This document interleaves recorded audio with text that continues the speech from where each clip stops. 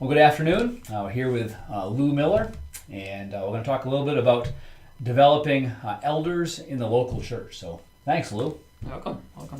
Why don't we start off by having you share a little bit of the history of Grace Community here in Spofford, New Hampshire, as it applies to developing elders. All right. Grace Church started in 1980 as a Bible study of about 3 families here in Chesterfield, and I shortly came along, graduated from school, and started attending when it was about that size. In 81, I started attending, and during that time they were in the process of adopting bylaws from the Windsor Free Church with all their fully developed church, and so we as a core group, I was part of the charter membership, so I became one of the first elders before I even was called to the church. And so after we established the church and the leaders without having any training whatsoever, aside from that there was 4 men and we needed at least 3 elders that we thought. So I became one of the elders, and then we went through a pastoral search, and 6 months later I became the first full-time pastor at $5,000 a year. And so then we tried to figure out how to train each other for what we were doing, and we did have a biblical definition of an elder from 1 Timothy 3 in the bylaws, and that was all we had, and we went with that, and I believe we used Gene Getz's measure of a man for a year or two, just studying each one of the qualifications of an elder. In fact, it was so good that I'm resurrecting that as part of our future for prospective elders, that they go through that. I mean, it's really 1 Timothy chapter 3 with practical exercises and identifications. So we went through that, and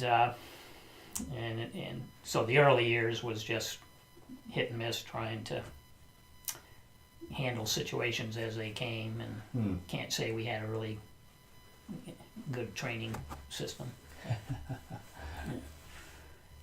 Well, things are a little different at this point. I'd love to hear how you kind of what you're looking for in potential elders. So I talked a little about this before. You have a process of looking for people. What is it you're trying to identify in that? Well, we're trying to identify a servant heart, a shepherd heart, someone who's already involved in ministry. That's a key point. And so for the past 25 years, we've had a fairly systematic small group ministry where we funnel people into. And so in my perspective, we look for men who have gone through, first of all, our basic discipleship, so they know what we're about. And so whatever that basic discipleship is, like Navigators 2:7, or we've tried various different things, but something that leads a person through how to pray, how to read scripture, how to witness, how to put your testimony together, how to serve. Whatever material works for that should be, any elder should have had that kind of training, so he knows how to train others. So we look for that. That's kind of like a first step. If some man came and started attending the church and had elder qualifications, we'd still want them to lead a group of people through that kind of stuff, so that they know what we're about.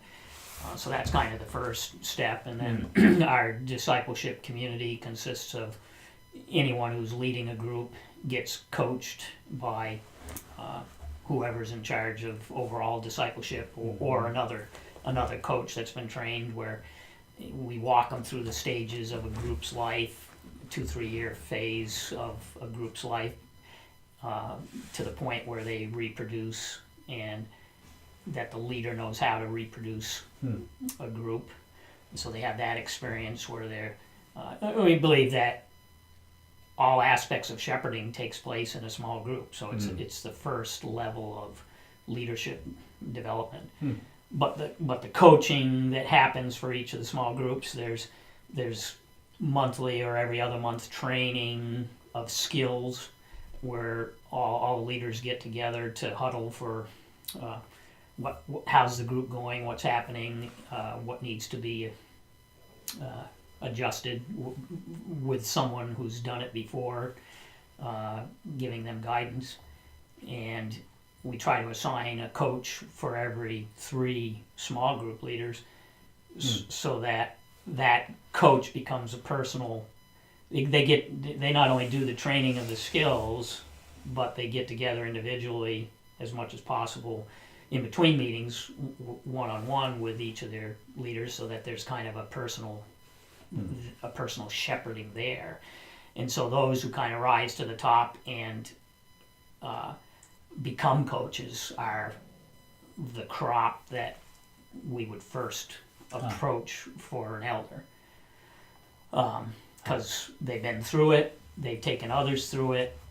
It becomes a kind of a lifestyle, and then if the present elders recognize the giftedness in them, we have what's called an elder in training. For the first year, they can go. They're elected as an elder in training to go to as many elders meetings as they can. They can be asked to not be a part of something if there's something going on, where they get a taste of what the elders are doing, the kind of decisions they have to make.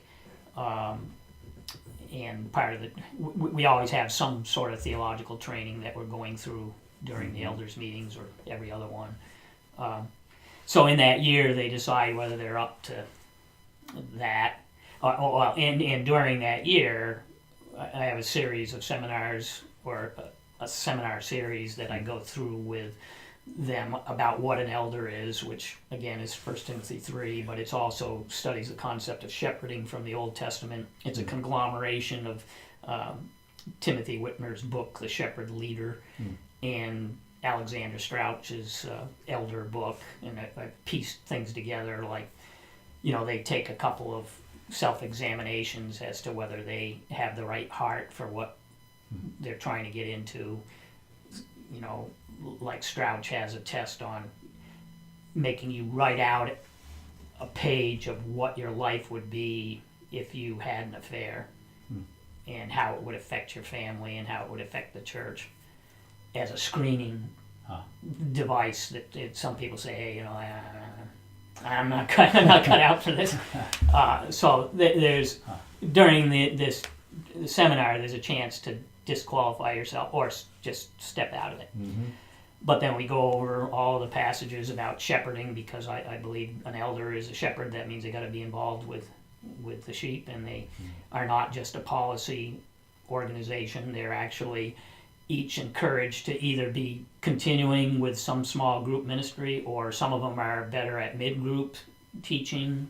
Some have larger teaching gifts, and so they have to have some identifiable personal ministry in the church. You can't just be on the elder board and say, well, I'm too busy to do anything else. That's not what an elder is.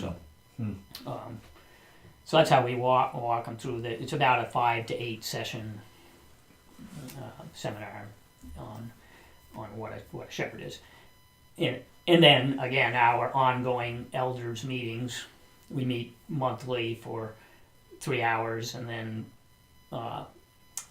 another time as often as we can just for prayer, like in the morning. And but aside from holding the pastors accountable and making sure we stay on point with our values, there's also, we're always reading some theology book or contemporary issue. Or we have largely in the past and developed a policy of, on all these positions. And that's, those past policies are what we go over with prospective elders too, so that they know, hey, this is what we have come to a conclusion on in the past. Are you all right with that, or do we need to revisit it? And every few years you revisit things anyway. So that's basically it. And then I, from time to time, often do systematic theology courses in the evening, and I try to get any of the elders first to be a part of that, so that they have it's a little more formal. It's connected with Moody Bible Institute, so they can actually get credit for it if they want. But I also open it up to other people as well, and as well as our whole overall adult Bible fellowship subjects are largely the Gospel Project or systematic theology by some of our laymen who are very good at teaching that. So we try to funnel prospective leaders into those kind of things, so they're getting a full orbed theology, whether I'm doing it directly or not. And it sounds like a lot of that content you're saying is further down the road. You're first looking for elders who are actually shepherding. In small groups and coaches, and then you can build in the content. And of course, often those who are doing that kind of ministry already have a fairly good sense of theology, and we're just filling in the gaps. But it's the willing heart. You can teach content, but you can't teach the willing heart immediately. And so you kind of look for that willingness, that approachableness. There are some people that are good natural leaders, so to speak, but they are unapproachable. And one of the qualifications of an elder is that they be approachable, and so that has to weigh. I'd rather have somebody like that than someone that knows they're good at what they do. Usually, how long is that stage of elders being, after they're identified as being a potential elder? Roughly, how long is that stage typically as they're coming to meetings and being developed, but not yet fully an elder? About a year after we kind of approach them and see that they are what we're looking for. And sometimes people say, not yet, come back in a year or two, I'm too busy doing what I'm doing. And they're doing ministry, which is good. So it's different with everybody, but once they're in the process, usually a year. So during that year, I meet with them either individually or depending on how many are elders in training, I try to get them together for their sake and to save time. But again, they've been leading small groups for 2 or 3 years before that, so it's a long process. If someone was beginning to kind of consider how to develop elders, maybe they just planted a church at the beginning stage of it, what kind of advice would you give them? I would, even though we didn't have a process in the beginning, I do think intuitively by starting with the definitive passage of Scripture that talks about elders, you can't do wrong by studying that in context and history, and there's plenty of good tools to help you. Again, the Gene Getz is fairly simple. You can have prospective elders take turns leading the chapters. It gives you a chance to see their teaching abilities or lack thereof, and so it's an investigative study, and so can't go wrong with that to begin with. Yeah, that's great. And if you're in a beginning church, I always think of the Apostle Paul in 1 Thessalonians. He was there for 3 weeks and he left with fully functioning elders and deacons. And now they were Jewish, so they had Old Testament background. But you got to work with what you have, and even if someone's not totally mature, but they're more mature than the rest of the group. You start, then you develop. You just got to continue. You got to keep from falling into it just being a policy group. They should always be investigating and studying together and praying. So that's the long and short of it, I guess. That's great. Well, I appreciate it, Lou. Thanks so much for your time. You're welcome. Thank you.